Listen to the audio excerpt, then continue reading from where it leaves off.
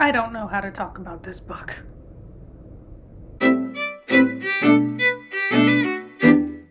So I finally read The Song of Achilles. Sorry for the glare.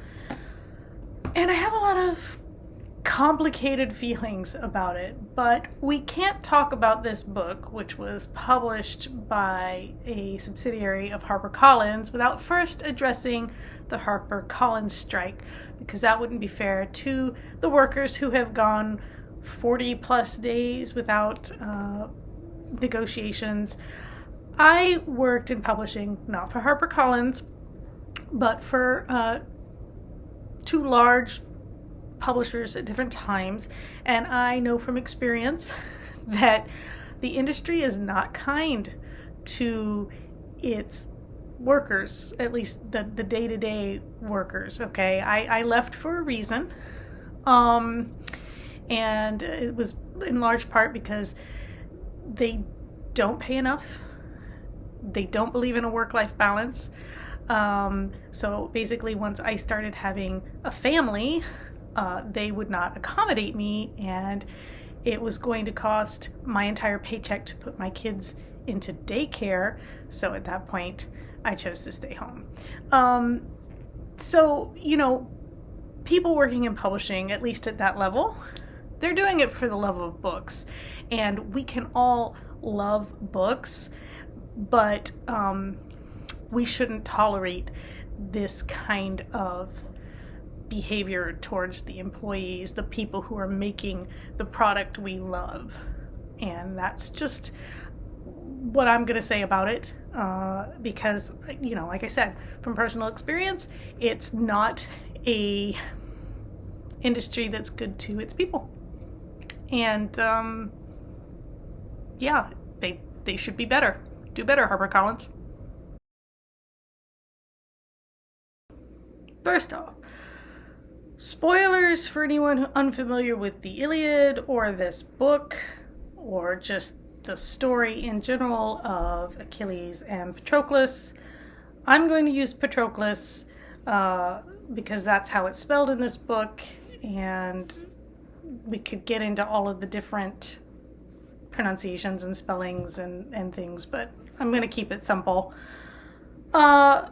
To position myself in relation to this material, my secondary concentration as an undergrad was ancient and classical history. So I was we didn't have minors, we had secondary concentrations. I majored in media studies, screenwriting, and I minored in classical history. So read the Odyssey many, many times, and I read the Iliad not quite as many times, but I always preferred the Iliad, maybe because I didn't have to read it all the time. I don't know. I just thought it was a good story. So I'm like, how do I approach this? Let's discuss the story in the Iliad, which it's been a long time, but if I remember correctly, kind of begins right around the time that Agamemnon is forced to give up his slave girl prize, war prize, and therefore goes and takes Achilles' slave girl war prize, which Achilles takes as an insult. And so Achilles refuses to fight, and the Greeks begin to lose the Trojan War because Achilles is their best warrior. Patroclus puts on Achilles' armor and goes into battle to trick the Trojans into believing Achilles has returned. It works to a point, the Trojans pull back, Patroclus gets some good kills in, and then Hector manages to kill Patroclus, which sets Achilles off, because depending on the translation or how people choose to imbue it, either Patroclus was Achilles' best friend or his lover, his beloved, and Achilles at first won't even let them bury Patroclus because he can't, stand the thought of being without him, but Patroclus's ghost comes and is like, dude, you can't just leave my body lying around. I can't go off into, paradise or whatever until you give me a funeral. So he does eventually burn Patroclus's body, as is the custom. And then he goes to kill Hector. The Iliad ends with him killing Hector, refusing to give Hector's body back to his family for a proper burial for a certain amount of time until he's finally persuaded to do so. And if I remember right, like the last line is, and that was the funeral of Hector. The Trojan War goes on. As we all know, some time after that, Achilles dies. Achilles from Paris. Anyway, that's the Iliad-ish Cliff Notes. And so what this book does is it tells the story from Patroclus's point of view, and it starts much earlier when Patroclus is young and first sees Achilles.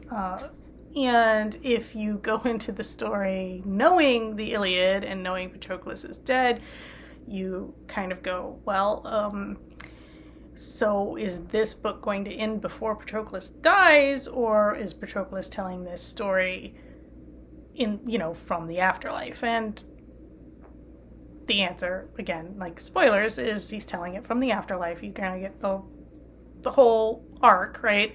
Because some of the best stuff happens at the end after Patroclus is dead, and why would you omit that?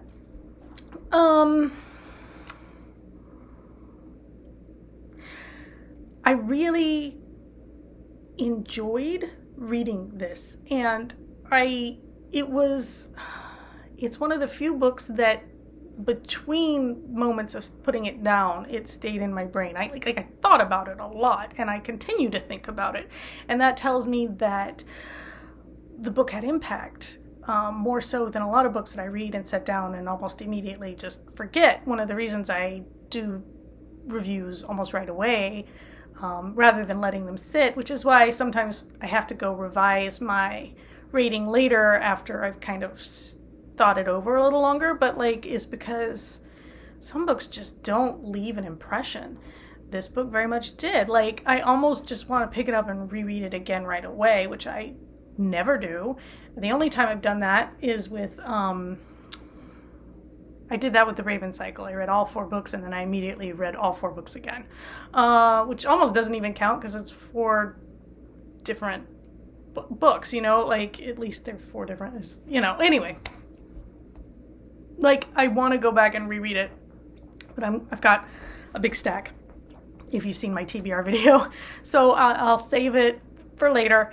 But at the same time, I feel like there were a lot of strange choices made here, and maybe that's why I think about it a lot. I'm like, well, some of the things that the author chose to linger on and some of the things that the author chose to just kind of sweep past, I don't fully understand. And I guess that's where I'm conflicted. So for one thing, and it didn't bother me, but I noticed that some parts of it are in past tense and some parts of it are in present tense. And maybe that just is designed to show that once you're in the afterlife, time doesn't really matter. It was odd. Also, some of the setups had no payoffs. So when Patroclus is young, when he's 9, he's taken to where all the suitors are, seeking Helen's hand in marriage. And his father wants him to be a suitor, even though he's 9 years old. And they decide this, it's decided because clever Odysseus, suggests that Helen be allowed to choose herself instead of having her dad pick a suitor for her, and that all of the other, suitors there will then have to agree. They have to make basically a vow, an oath, that they won't, try and fight. That they will come together, and if anybody ever tries to take Helen, they will, uphold her choice, or, whatever. Anyway, so Patroclus is prompted to make this vow, even though he's just like 9, and he's like, okay, fine, whatever. And later on, when Helen is taken by Paris to Troy, this never seems like there's a moment where like Patroclus is afraid that they'll remember he was one of the people who made this vow. And there's even a line where Odysseus says when they come to Achilles to try and get him to fight in the war, even though Achilles has no, skin in the game, so to speak, Odysseus says, and we have business with you too, Patroclus. Like, and you're thinking, oh, he's gonna call him to task for, hey, you made this agreement, you need to come fight, even though Patroclus is, in this version, not a warrior in the least. It's another strange choice, but I think it was just designed to contrast him more with Achilles. But he never brings it up. It's never brought up. I mean, Patroclus has a moment where, like, he tells Achilles, I'm afraid they're going to make me fight. And Achilles says, well, if they do, I'll go with you. And so you kind of think, oh, they're setting this up so that they're going to say, okay, well, Patroclus, you have to come. Achilles, it's up to you. And then Achilles will say, I'll fight in Patroclus' stead, because I know he can't fight, and he obviously doesn't want Patroclus to die. And then it would make sense that when Achilles chooses not to fight anymore, Patroclus gets tapped to fight because he was supposed to be the one fighting all along, and like that would have made narrative sense. And yet it's just kind of entirely dropped. It never comes back into any kind of like discussion. I don't know. It just feels like this kind of missed opportunity, something that would have made logical sense and was somehow completely just dropped. The places where like the author just glosses. Achilles' mother, Thetis, in this version is pretty spiteful. She doesn't like Patroclus. She thinks Patroclus is messing up Achilles' like future glory. At first she's just like, well, you're mortal, you'll die soon, whatever. And then like, but the more entangled Achilles and Patroclus become, like, the more irritated Thetis gets, and she takes Achilles away, in part because she doesn't want him to fight in the Trojan War, because she realizes that he will die if he does, and she wants him to live longer, to earn more reputation, glory, and fame. She's hoping that he'll be made a god, like she has these aspirations for her son. And Patroclus, every time Thetis takes Achilles away, Patroclus follows.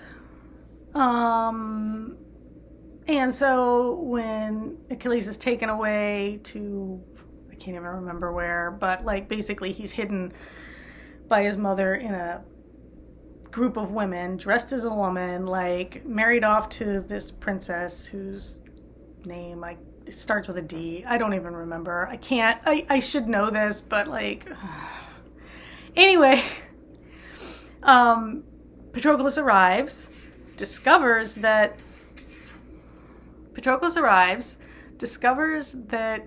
Achilles is married and that Achilles' wife is expecting a baby, walks out. Achilles chases after him. He's like, it doesn't mean anything to me, blah, blah, blah, blah, blah. Immediately it's okay. And like, you kind of want to linger on that tension a little longer, and yet it's just, we're given nothing. So it's a little bit disappointing. Sorry, I had to let the cat out. Anyway, so yes, that moment of tension is really disappointing. The potential tension when Patroclus is seduced by Achilles' wife after Achilles refuses to sleep with her anymore now that he has Patroclus back. Also pretty, like, I don't know,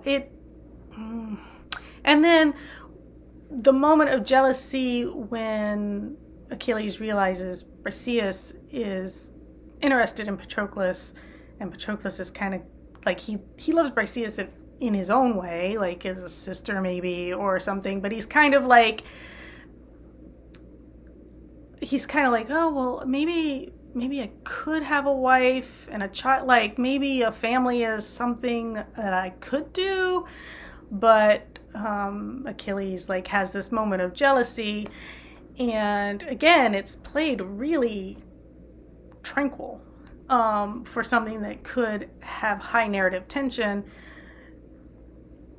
Later on, you kind of wonder if Achilles' jealousy is one of the reasons he doesn't fight more to get Briseis back. But it's not really made explicit.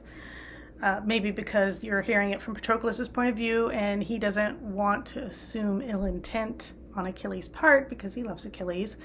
But it's strange.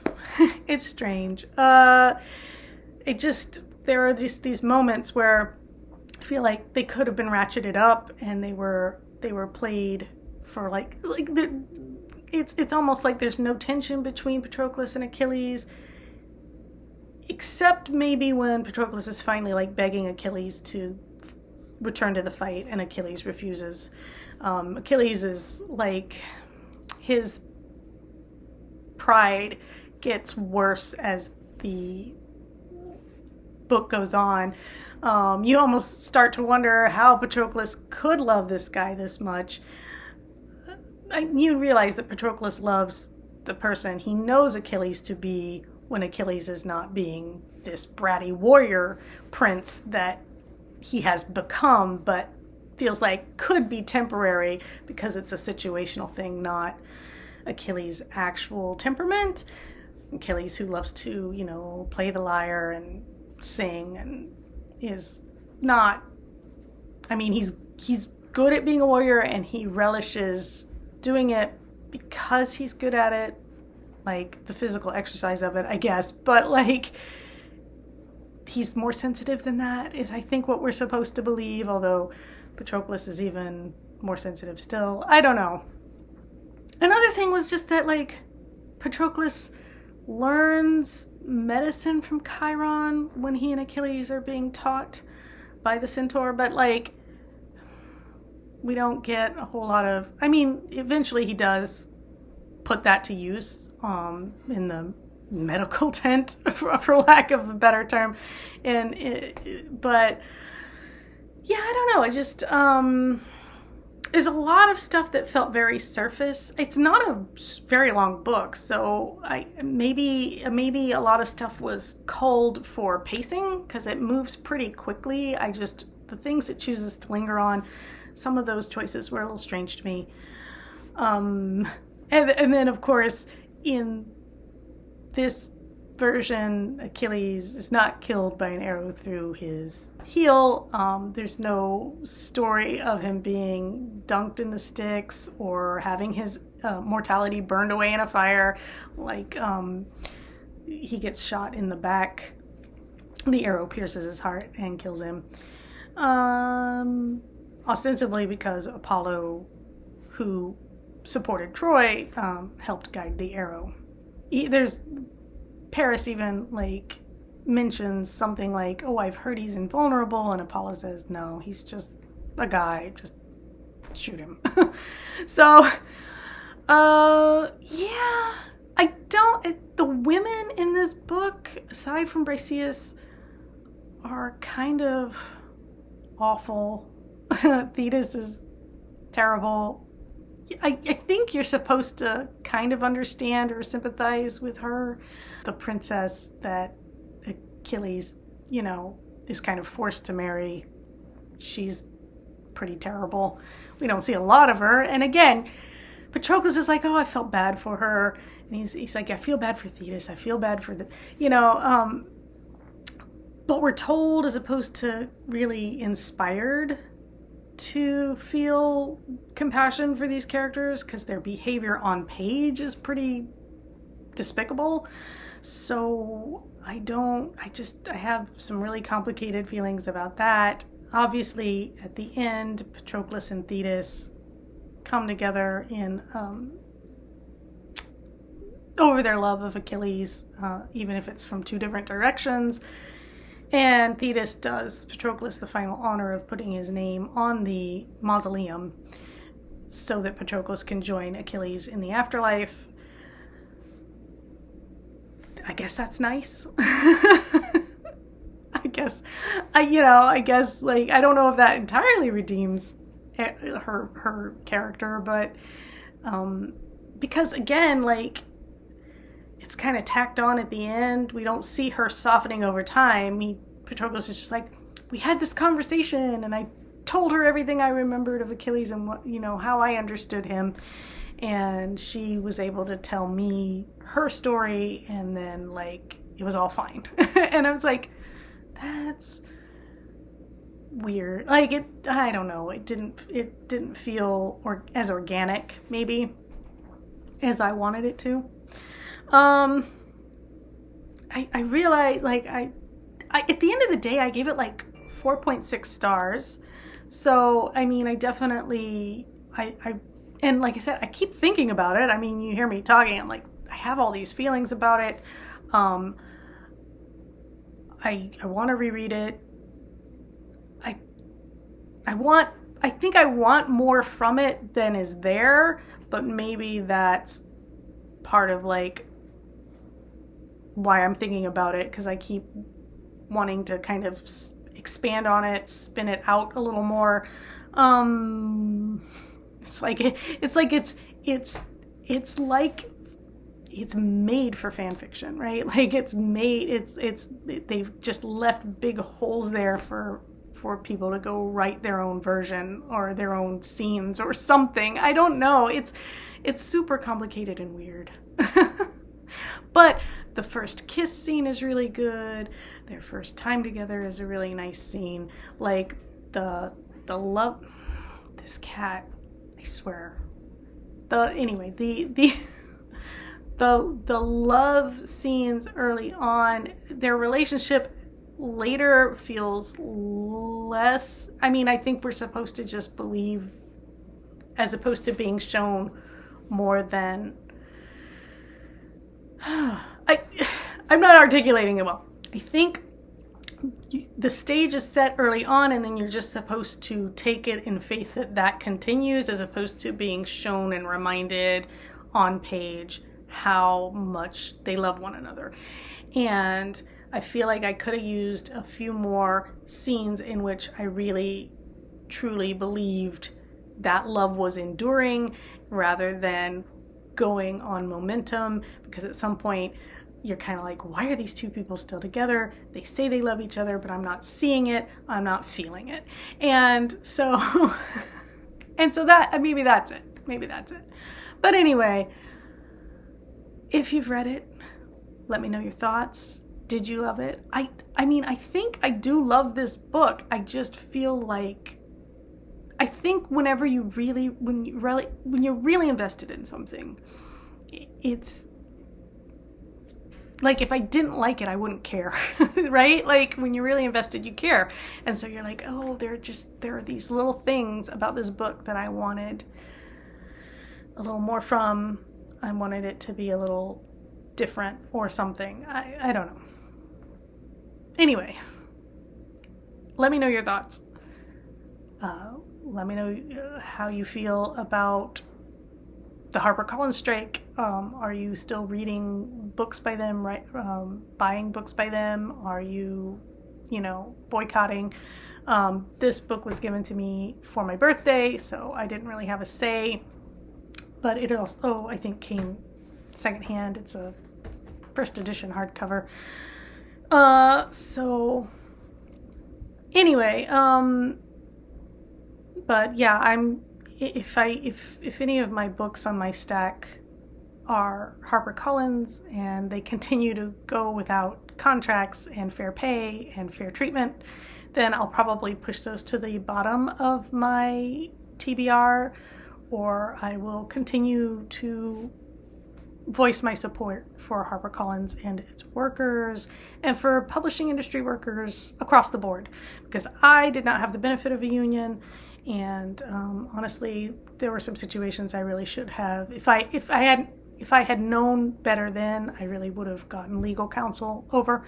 But at the time, I was young and naive and did not know any better, was not fully aware of my rights. And yeah, publishing makes a wonderful product a lot of the time, not always. And there are a lot of wonderful people in publishing, but the industry as a whole does not treat its wonderful people very well, unfortunately. And I mean, you know, you got there's some, you know, internal conflict in me, knowing that I'm reading great books that lovely people have worked hard over, but, you know, at what cost? I know, because I've been on that side of the desk, and I don't know I don't know what they'd have to offer me to go back into publishing. I'll just keep writing my books, thanks. Because I don't know what it would take, honestly. But anyway, take care.